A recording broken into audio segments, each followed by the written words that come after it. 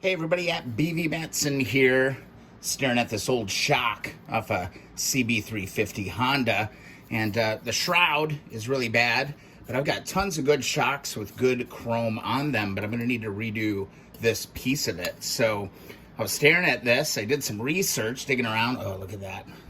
Gonna need some patchwork on that. And how do you get these damn things apart? Well, the key is, number one, is that get this thing on the lightest setting possible.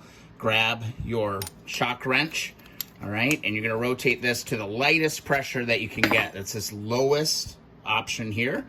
And basically, can't believe it's this easy. I've seen people do all kinds of contraptions for this. Set her down on the table, give it a push, and pull out. These are just like valves, honestly. And you can pull this down and pop those bad boys out like that, and then that shroud will pull right off. You don't really need a whole special contraption to do this. And to put it back together when we're all ready to go, all you got to do, a second set of hands would be good, but you're going to take these little lockers and you're going to drop those back in. Second set of hands is going to do it, but I don't see the need for some special contraption. All right, pretty straightforward. Let's see if that was a fluke or not. Let me grab the other one.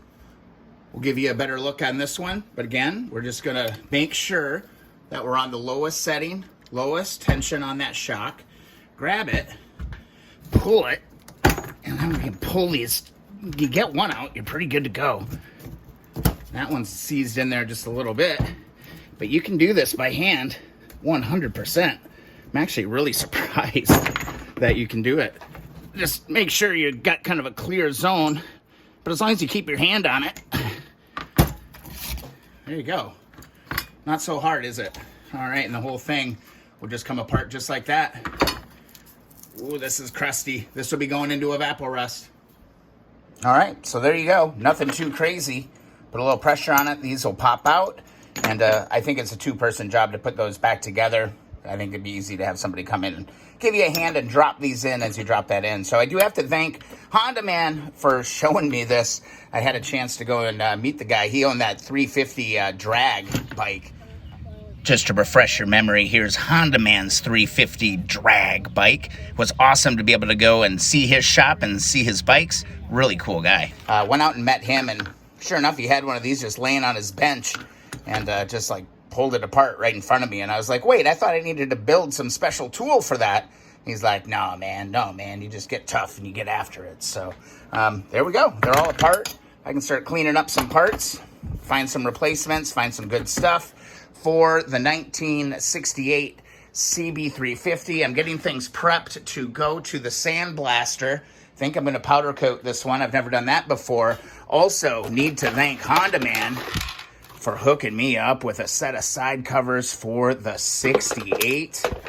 Ooh, this was a big goal. I traded him not a set, but I traded him a side cover for his bike. So that was awesome. So Honda Man helped me out with the side covers, and he also helped me out figuring out how to get these damn things apart. So, all right, on to the next deal, guys. If you found this video useful, be sure to hit that subscribe button, hit that like button. It helps the channel immensely. If you want a free sticker, head on over to keeponwrenching.com and join some fellow wrenchers at the Facebook group, the Keep On Wrenching Community Group. All right, guys, we'll see you in the next video or live stream.